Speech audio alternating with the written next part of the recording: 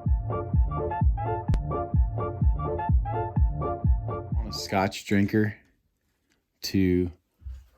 want a Scotch drinker like somebody that goes out and buys like actual Blue Label, to try that arrogant bastard and be like, tell me that this is not better than that. Yeah. Or even any of those on that top shelf. Or tell me that it's not fucking worthy, you know?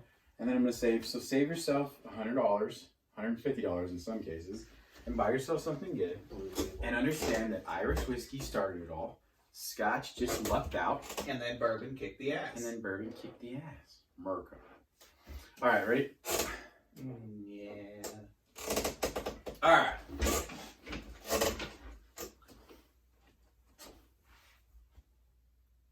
What's your favorite Jones Cola? Welcome to the Whiskey Cantina. I'm Jared. I'm Ray. And we are back for another video. We're going to Lynchburg, Tennessee. I should say we're going to Tennessee, because we're not just going to Lynchburg. You ever been to Tennessee? I have not been to Tennessee. No. But I do have a Jack Daniel's hat on. Yeah, he does. Can you see it from there? All right, so we are doing hint. We are doing Tennessee whiskey. We are going to do... We're going to do Jack Daniel's. Just the regular... No, I'm just kidding. Don't click away. Don't click away. We are going to do Dickel, and we are going to do Jack Daniel's. What are we doing? Dickel and Jack Daniel's. Dickel? But we are taking it up a notch. We definitely didn't want to do a regular, Jack Daniel's and Dickel, regular label or black label taste. So we wanted to bump it up. So we've got the single barrel select Jack Daniel's. Mm-hmm. And then Raymond has the George Dickel Barrel Select. Select, yeah. So this is basically like a single barrel from everything we could gather. This is like hand-picked at the Rick House. These are their premier picks. This is your single barrel, and your barrel select. And barrel select. This is your single barrel. When we were talking about doing this, we wanted to do a Tennessee whiskey taste. Mm-hmm. Number one, just to get it out there. Number two, we wanted it to be a very fair comparison. Now, then again, when you look into Tennessee whiskey, you really have two companies. Yeah. Yeah, and that's Dickel and Jack Daniel's. Jack Daniel's. I mean, and they are, they certainly think they're doing it right. Yeah, it's their own take. And that's kind of the thing that we were talking about too, is going into this video. It's like, the question always becomes, it's Tennessee whiskey. But if you really look at it on paper, it's bourbon. It's bourbon. It is bourbon to a certain extent, but then you have people that say, is it bourbon? It kind of goes back to the whole Angel's Envy thing that we talked about in our previous video, whereas with the Angel's Envy, it was finished in a port wine barrel after the fact. The acid of the process is where you're saying, well, is it still bourbon? Right. And this is completely different, because this is the kind of the forefront of the process. That after the distillation happens, this is actually charcoal filtered. Correct me if I'm wrong. I believe it's filtered through a specific number of charcoals, right? I don't know that, but I had the type of wood in my head. Maple wood? Yeah, maple wood. So it's charred maple wood. That's infused with 140% proof Jack Daniel's. Yeah, that's what Jack Daniel's does. Dickel, we don't have the specifics, but it is charcoal mellowed, so it is charcoal filtered. So it's wood that is basically burnt into a charcoal form. It's layered, and then it's filtered through that. After that process happens, it then goes into the barrel for the aging process. So that's where it gets a little funky. So they take that new make, they run it through the charcoal to distill it, and then they throw it in and start aging, the aging process. And it is 51% corn. It does go into new oak barrels for 2 years, so it meets the basic criteria of bourbon, but the question becomes, does that charcoal filtering make it not bourbon? And again, I mean, I guess you could say legally, no. Technically, I would say probably yes, in my opinion. Yeah, well, I mean, and there's a reason Jack Daniel's doesn't put bourbon on its bottles. Correct. They don't put bourbon on the bottles. They specifically put Tennessee whiskey. And I think... Same thing. It's specifically Tennessee whiskey. But, again, you're going to get a lot of people that kind of debate it and stuff, so... Dickel's on the inside. Dickel here, Jack here. Yes. What were we talking about with proof? Jack Daniel's, we're looking at 94% proof, and the Dickel, 86% proof. Okay, so 86 and then 94. 94. Okay. Correct. So, yeah, that's a pretty... 8 proof is a big difference. Yeah. What about the mash bill? Oh, man, I keep getting worried that I put the cups in the wrong place. Mash bills are very similar. The Jack Daniels and mash bill is 80 corn, 12% barley, and 8% rye. And for the Dickel, you're looking at 84% corn, 8% rye, and 8% barley. So both extremely low rye. Yeah. Both high Heavy corn. corn. Heavy corn versus a normal Kentucky bourbon. So just so you guys know, not only is the filtering process different, the mash bill, I mean, in reality, that mash bill is significantly different on both of them. I mean, they're a higher corn content on a lower rye. So I would say, personally, I think they are different things. That being said, I've never had the barrel select. I don't know if you have. No. I have had the single barrel Jack. And I have had the single barrel Jack. So we both had this. We've never had this. Me and Raymond both did try years ago it was a 9-year George Dickel that was also a high proof, 103 proof. And we loved that. Yeah. That was quite a few years back, but man, that was very good. So I'm excited. So we're trying the Dickel first, right? We're going to go in with the Dickel first. The age statement, not on the bottle, but it's assumed that it's somewhere around 10 to 12 years. Okay, before you say anything, remember the whole barrel bourbon video? And I kept talking about, man, I'm smelling that Tennessee. Are you getting that? It's like that. It's whatever happens with that charcoal filtering is that smell I get. I mean, I get so much more of the oak on this. Than but it's I that get charcoal anymore. from like, it almost, we're calling it oak, but I feel like it's that burnt wood. Yeah. Totally. Absolutely. Absolutely. And that's what I was getting so front forward on that barrel. I'm not getting any fruit. I mean, it's a little, I get a little bit of the banana bread that, it said that you can pick up on in it. There's a little mustiness to it. Kind of earthiness. Yeah, I can see what you're saying. Like banana bread, just kind of like that. Yeah, like a light floury. Cooking spices, I guess. Yeah, like a doughy, like yeah. There you go. Almost like you made homemade bread, kind of. Yeah, but before you cook it, even. Right. It's funny though, man. That barrel. That's why because I like Jack Daniels. I mean, I've had that before, and so that I always kind of thought I knew what I was smelling with that charcoal. And when we tried that barrel, because just so barrel bourbon, real quick. Sorry to go on a side note.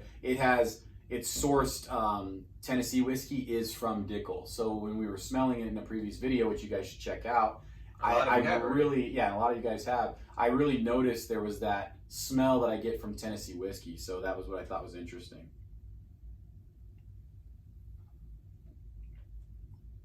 Way more of the ethanol than I was expecting.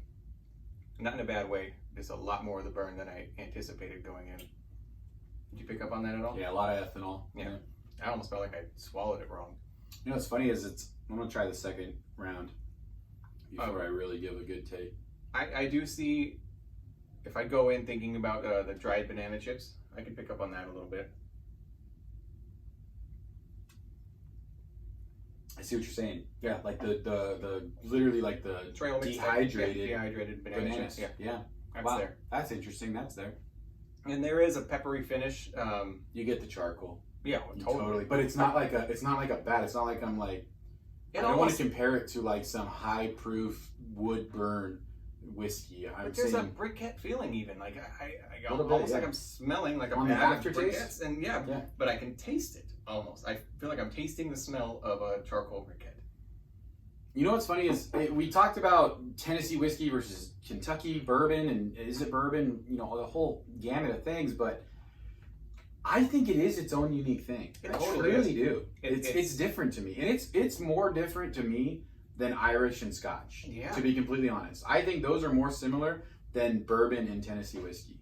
That's my personal opinion. It's more intense, that's for sure. For sure, it's very intense. You do get that. I don't know about that charcoal filtering as far as what it. I mean, I get why they would do it, and I understand what they're trying to adhere some of those flavors, but you're totally getting that. But it's not in a bad way. You would think like, oh, a charcoal briquette, that's disgusting, but it's not. No, it's not. It's. I mean, there's something nostalgic about it too, for me at least. But wouldn't you think that process they're doing that to add the word to make it more smooth? Wouldn't you think that that's what that process is intended to do? But it is smooth as far as like you get that charcoal. It's taste, an even ride all the way but down. It's an even ride of charcoal taste. Whereas sometimes you get that back burn of oak with bourbons, and it's burning. It's like, man, that oak is like you know what you're getting from the tip of your tongue all the way to the back. Finish. It's the finish. It's the same thing. I get it right now. Honestly, it's on my tongue, and it's in the back of my throat. It's a charcoal briquette. It's a charcoal briquette. Crazy. It is good though. It's not bad. I'm not saying this is like No. the best thing ever, No, but it's good. it's pretty tasty. It's an interesting experience. It's different. It's a You know what I fun like? It's different. Yeah, I just like the fact that it's different. Like it's that's true. Tennessee whiskey is a As little much bit fun different. as we've had trying all the bourbons we've tried, It's just whether a or little not bit this is different. or isn't a bourbon, they're at least this Tennessee whiskey so far knocked it out of the park. Killer. Oh, palate. It's not bad. Not bad at all. I put vodka in your cup. All right. Outside cup. Now this one, I'm kind of excited for him to try because before you smell it or drink it, I avoided buying this for a very long time because I felt at first, before I knew anything and I really had spent any time with bourbons and whiskeys, I felt like it was a gimmick. Like a sham. A sham. I had drank Jack Daniels since I was young, and and it was like they want me to pay how much more for a bottle, and I felt like, is this just Jack Daniels going to bottle? This is when I was young, and I was an idiot.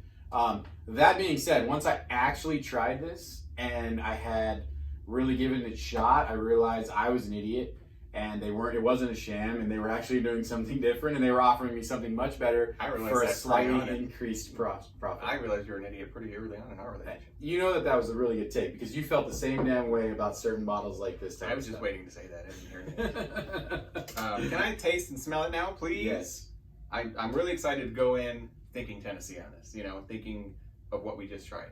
Now the nose to me is different, and when I say that, it's sweeter. much sweeter, and it's not you don't get the ethanol right on the bat. And there's the banana bread, heavy, a lot. No, caramel corn. I still get I would say I'm still on that whole baking spices kind of bread thing. Maybe caramel corn a little bit, but I pick up on the caramel corn. I'm more on that banana bread. Like you keep saying banana bread, and honestly, even that to me, it was here a little bit, and now it's okay, it's been fully, and this is banana bread, sweetened. Sweet. Yeah, exactly. It's finished. That's interesting. Now to note, this was 94 proof, so this was 8 proof higher. Mm-hmm. So the surprising part to me is 8 proof higher. I'm not getting that ethanol as much. We don't know the age statement on these, so it's totally a guess. That's good. Well, 10 to 12 years, that's what is assumed. I'd assume this is probably still. They assume 10 to 12 years? Wow. So then I would definitely assume 10 to 12 years, especially being that it's higher proof and it's not as much on the ethanol. I'm surprised that it's that high a proof, or that high a year. All right, I'm going to check. Let's see. So, and I will say the nose, palate, and finish on this one is supposed to be a fairly even ride. It's supposed to be caramel throughout. You're vanilla. Supposed to pick up on a lot of that corn and the vanilla. And the finish, again, the same thing with a bit of a hit of a cinnamon. So that spicier finish. So on the finish, on the Jack Daniels? Yes.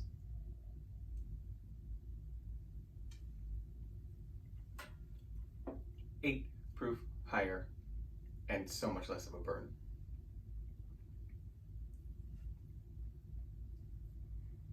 Man, I still get that charcoal. It's still there. It's still there, but the banana is just you get the banana bread, you get the vanilla, you get the sweetness, but I honestly think I don't care if you get upset, but that one is much more smooth for sure. So much. I and really it's a higher like proof. This so much. This is good. This is very good. This is so much better to me. It's so good. It's this, but better.